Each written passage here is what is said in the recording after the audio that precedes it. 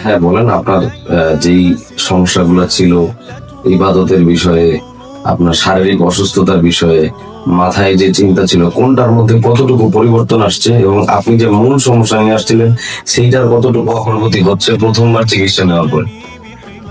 হুজুর, শুরুতে বলতে গেলে এবারও দিকে যেহেতু একটু বিপদে আছি। আগে তো ধরেন মোনাজাত করতে গেলে চোখে কান্না আসতো না বা এরকম সমস্যা থাকতো, কিন্তু এখন এবারতের পরিমাণ বাড়ানোর পরে এখন নামাজে কান্না আসে, নিজের ভুলগুলো বুঝতে পারি যে আসলে নিজের কি প্রবলেম ছিল। আর শারীরিক সমস্যা বলতে আগের চেয়ে একটু এনার্জি বেটার ফিল করি এখন।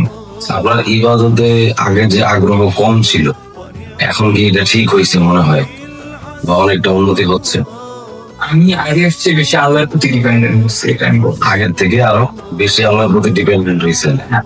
আচ্ছা, আলহামদুলিল্লাহ। তারপরে একটা জিনিস হচ্ছে, আহ, সম্পর্ক হচ্ছে যেটা আমি মেনলি আসছে আমার ওয়াইফের সাথে, আমার যে সমস্যাটা ছিল ওটা যাতে ঠিক হয়ে যায়।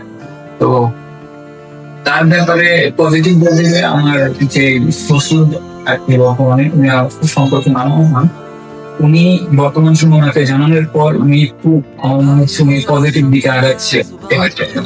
এটা একটু বলতে পারি।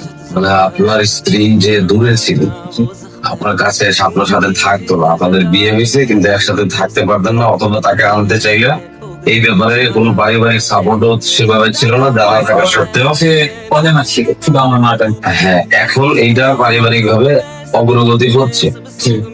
আচ্ছা, আর আপনার যে শারীরিক ছোট ছোট কিছু অসুস্থতা যেগুলো আমাদেরকে জানাইছিলেন, যে সিমটমের উপরে আমরা ডায়াগনোসিস করছি, তো এই অসুস্থতা গুলোর মধ্যে কতটুকু পরিবর্তন আসছে আপনার কি মনে হয়, বা আপনি কিরকম অনুভব করতেছেন? অসুস্থতার দিক দিয়ে বলতে গেলে দুর্বলতা আগের চেয়ে কমছে। দুর্বলতা কমছে? এটা বলবো যে দুর্বলতা আগের থেকে কম। মাশাআল্লাহ, আল্লাহ রাহমত। আর কোনো কিছু মনে হয় মাথার মধ্যে বিরক্তি বা মাথা খারাপ লাগে? জি, আসলে আমাদের সম্পর্কটা তো অনেক মধুর ছিল একটা সময়, কিন্তু এখন তার কথা যখন মনে আসে তখন এখন মাথা খুব খারাপ লাগে। এছাড়া এমনিতে মাথা তো ভার হচ্ছে না এখন আর? আর হচ্ছে না, বা বিষণ্ণতাটা অনেক বেশি। বিষণ্ণতাটা আছে, বাকি এইটুকু সমস্যা এখন বর্তমানে আপনার আছে। আর এছাড়া যেগুলো বললেন না তখন, এগুলো মোটামুটি আলহামদুলিল্লাহ উন্নতির দিকে আসছে। ঠিক আছে, জাযাকুমুল্লাহ খায়রান। আমাদের চেম্বারে আপনি যে চিকিৎসা নিচ্ছেন বা আপনি যে আসছেন, ঢাকা থেকে এখানে আসছেন, উত্তরা থেকে গাজীপুরে, মোটামুটি রাস্তা তো আছেই কিছুটা বেশি। তো আপনার আমাদের কাছে আসার পরে, চিকিৎসা নেওয়ার পরে, এটা কি কি মনে হয় যে আপনি আহ সঠিক জায়গায় আসছেন, বা আমাদের কাছ থেকে কোন রকম প্রতারিত হয়েছেন কিনা, বা আমাদের কথার সাথে কোনো অমিল বিষয় পাইছেন কিনা? আসলে এখানে তো অবিশ্বাসের কারণ নেই, কারণ যেহেতু এটা কোরআন চিকিৎসা, এখানে অবিশ্বাসের কোনো কারণ নেই। জি। তো এখানে অবশ্যই কোরআন দিয়েই কাজ হবে, যদি আল্লাহ চায় তাহলে কাজ হবে, একটু বিশ্বাস নিয়ে আসছি। ঠিক আছে, এমনিতে আমাদের থেকে কোনো নেগেটিভ কিছু পাইছেন আপনি? জি না। ঠিক আছে, আলহামদুলিল্লাহ।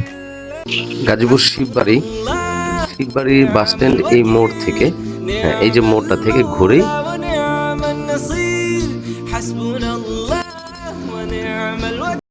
গাজীপুর কেন্দ্রীয় জামে মসজিদ, রেল গেট রোড, এই সামনেই রেল লাইনের এই পাশ দিয়ে